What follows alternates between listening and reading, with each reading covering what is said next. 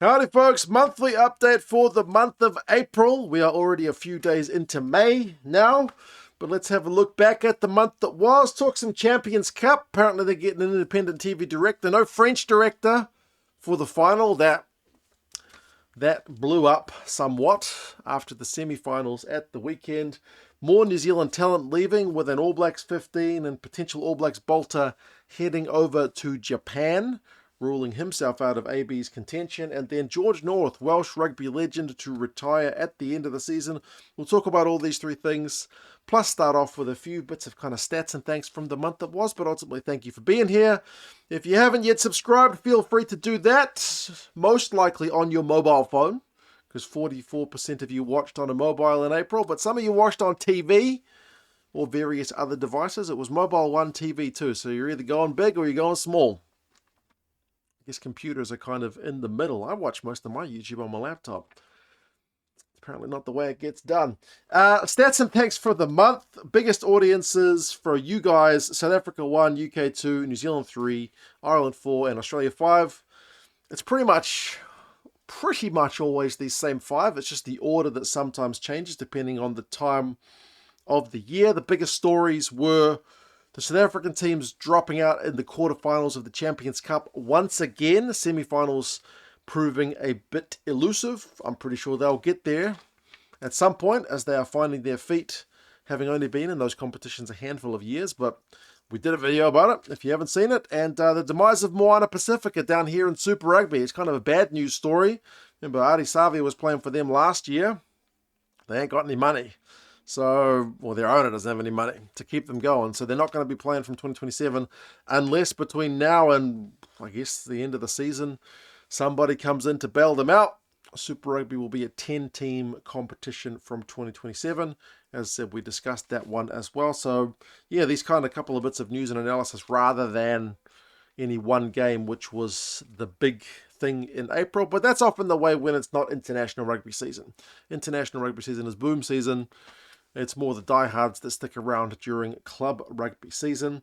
I also like to have a look at not just the kind of country's geography where you guys were watching from to see some spot. Maybe it's a city or a town that I haven't heard of. This time I drilled right to the bottom of the list. 10 views, which is as low as it goes on the list. I don't think it goes to single digits. From a place called Howick in South Africa. It caught my attention because we have a Howick here in Auckland.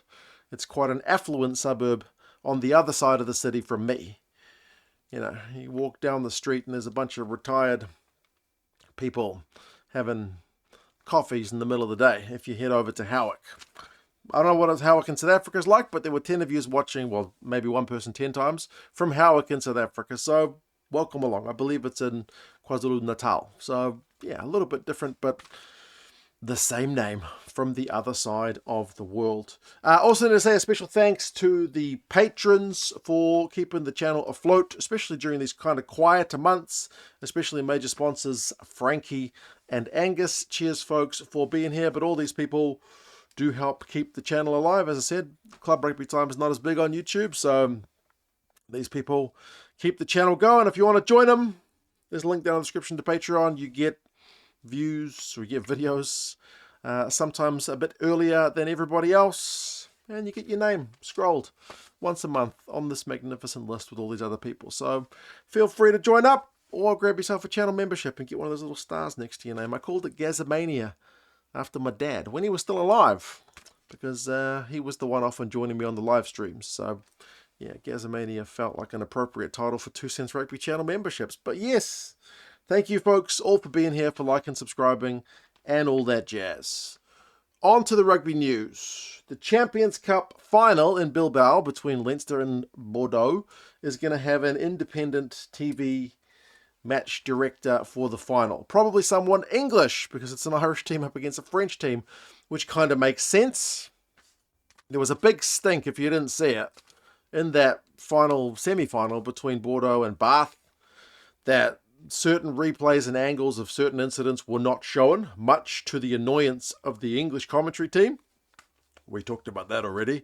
But yeah, partly they had a point, because the Champions Cup, it turns out, does not have an independent TV director, even at the semi-final level, which seems nuts. The Champions Cup, at least the matches played in France, have a kind of lower level of broadcast or match video funding set up than other leagues around the world. Like, isn't this supposed to be the pinnacle of European rugby? They rely on the host broadcaster to get the clips for the TMO. That doesn't seem smart.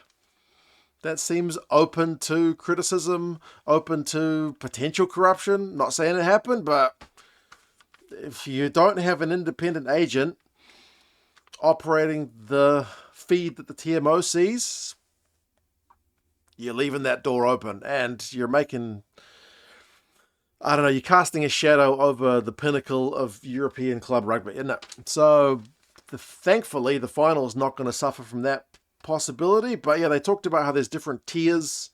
The Times did a good article about it, of TMO footage kind of application. Rugby World Cups get like the gold standard, where they've got an independent agency, Hawkeye, and they do, you know, all the camera angles and footage and whatnot for the TMO. So it's kind of the ultimate setup. Then there's a second tier setup, which you might see like in the Premiership. And then for some reason, the third tier is the Champions Cup, where they just rely on the local broadcaster. So that seems kind of dumb.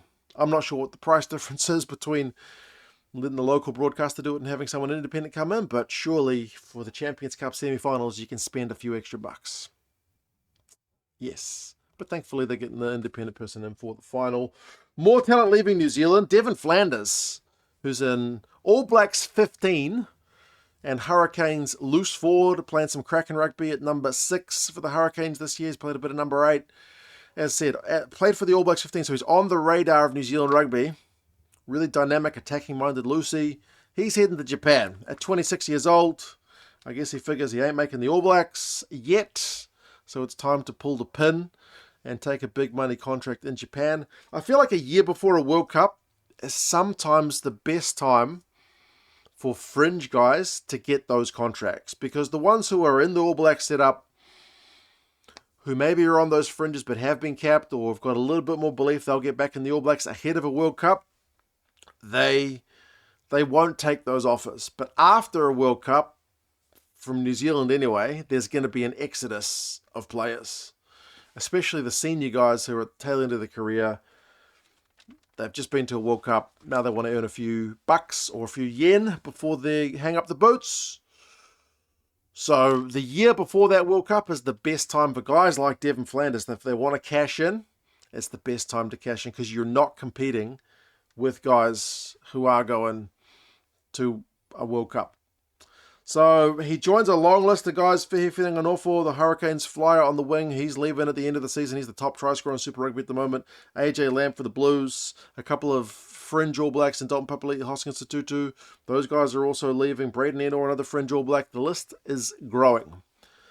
It obviously means opportunities from other guys to come through, but it sucks when you're losing your 26-year-olds, guys who should be just coming into their prime and really trying to stake a claim for a black jersey. Take the money. Can't blame them, but it still sucks. Also, George North retiring, one guy who did not struggle for international caps. Goodness gracious me.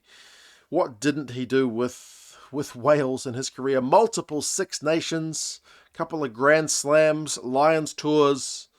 One of the top try scorers for Wales, broke all kinds of records in terms of being the youngest player to debut. An absolute legend of the Welsh game. I've been lucky enough to be old enough to see him basically through his whole career, kind of as an adult.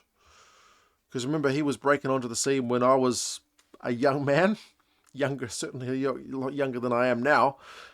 So yeah, I've been able to see him, go through as being that big unit of a upcoming kind of winger, scoring tries, and then going on to become a mainstay of a very strong Welsh side, go on Lions tours and whatnot, pick up Israel Folau while he was doing the carry. It was unbelievable stuff. He's had a lot of concussions and whatnot in his career. But, yeah, 34, and with, I guess, a few injuries towards the later end of his career as well, it's time to hang up the boots. So we obviously wish him well in his retirement. But as I said, he's done it all. Sadly, he was there as the Welsh team kind of started to decline towards the end, but he was also there at the kind of apex of things as well, like I said, winning Grand Slams and whatnot. So, yeah, George North, multiple World Cups, Six Nations, World Cups that he attended, obviously not one, but, yeah, hell of a player. And deserves a well-earned rest after all those years at the top level of the game. But yes, thank you guys for being here throughout, guys and girls, the month.